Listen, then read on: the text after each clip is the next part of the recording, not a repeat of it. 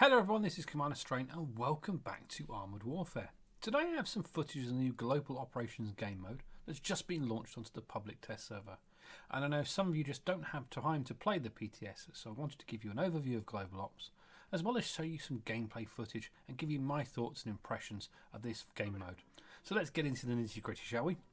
Global Ops is a PvP and PvE hybrid game mode that blends longer term strategy with fast paced action, and it's currently, as I said, on the public test server.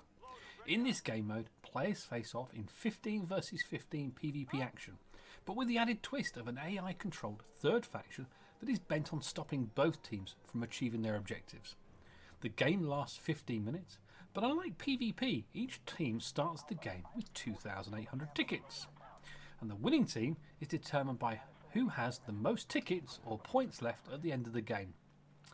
So each game consists of 3 phases, and in each phase you have multiple primary objectives, and holding these objectives costs your enemy team points.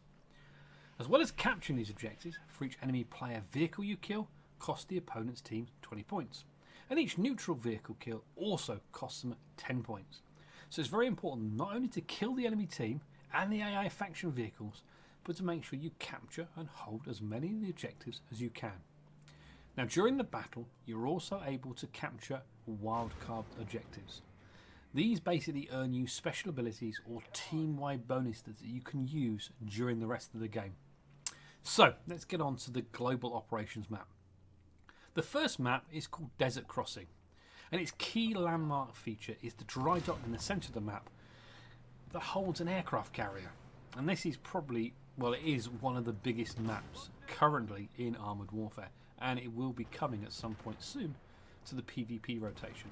But anyway, let's get back to Global Operations. In Phase 1, there are 3 primary targets. That's Tihania Village, the carrier deck itself, and the shipyard bridge. So Tihania Village is in the north, the carrier deck is in the middle, and the shipyard bridge is on the southern aspect of the map. In Phase 2, we have 2 new primary objectives, the runway and the dry dock controls. In Phase 3, primary targets are the hangars, the ammunition bunkers, the receiving warehouse, and the parts storage.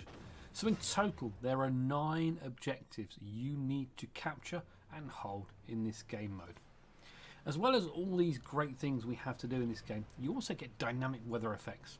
And on this map, it's sandstorms. And yes, these sandstorms lower visibility, make it hard to spot your enemy vehicles, and add a great dynamic into this game mode itself. So let's move on to the wildcard objectives. What are they?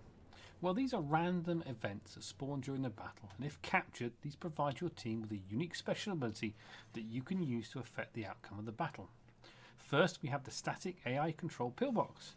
These pillboxes are able to be deployed by the capturing player at certain locations on the map, and these AI controlled pillboxes fire anti-tank guided missiles at any of the opposing team that comes close enough to them.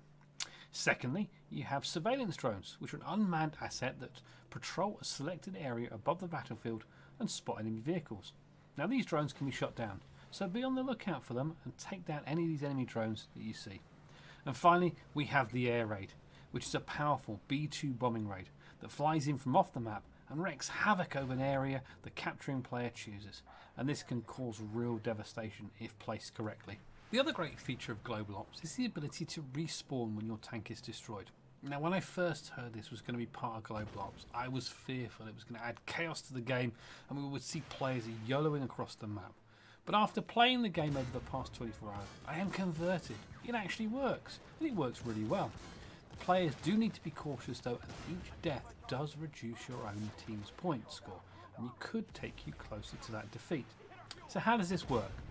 Well, if and when you are killed, you will have a respawn map appear in the middle of your screen, and you have 20 seconds to choose a spawn location, either north, middle, or south on your team's starting side of the map. Once you have selected, you go into spectator mode until the 20-second timer is up. You then respawn at your chosen locations and have a period of 15 seconds where you are invulnerable to all damage, and this allows you a little time just to evaluate your surroundings and then choose a direction to move on to in order to continue playing the game. The other important part of the map is the repair and resupply areas. Each team has 2 locations, one in the north and one in the south, where you can take your damaged vehicle in to be repaired and resupplied. Once you enter the repair zone, a 10-second timer starts, and you need to stay in there for the full 10 seconds. Once the timer counts down, you have all your hit points restored to full and your ammunition restocked. So the question you're now wanting to ask is, what do I think of the Global Operations game mode? Well, the footage you've been watching is from a Tier 6 game where I was playing in the VFM5 light tank, and that was fantastic. I was able to move swiftly around the map and have an impact on the battle, but you'll have to watch all the way to the end to find out the results and see how the teams did and learn if this was a defeat or a win. I played several other games before selecting this one to show you, and most of those games were in the Leopard 2A7-140, which is an extremely mobile Tier 10 NVT. And if I'm honest, the Tier 6 games were far more enjoyable, far more dynamic than the Tier 10 games. I don't think the fact that the PTS server did not have a great population on it helped. Most of the games that played with the 7 versus 7 or 8 versus 8 rather than the 15 versus 15, which hopefully, when the game mode is launched in the 0.18 update, is what it will be. But with the larger map size, even with mobile Tier 10 tanks, it seemed extremely slow to move around, and I just did not enjoy the experience. I definitely, though, will be playing more of this mode on the test server, and Global Operations games will feature heavily on my live streams once 0.18 is launched. But I don't think Tier 10 games will be fun until Balance 2.0 hits the servers. Hopefully you guys will stick with the video to the end so you can fully appreciate the rest of the battle and see the results screen. Make sure you look out for that sandstorm. It is absolutely fantastic. Don't forget, guys, if you enjoyed this video, make sure you comment on what you've seen and what you've heard, and tell me what you think of Global Operations game mode. Don't forget also, hit that like button, hit that subscribe button, and I'll see you on the battlefield. Thank you very much.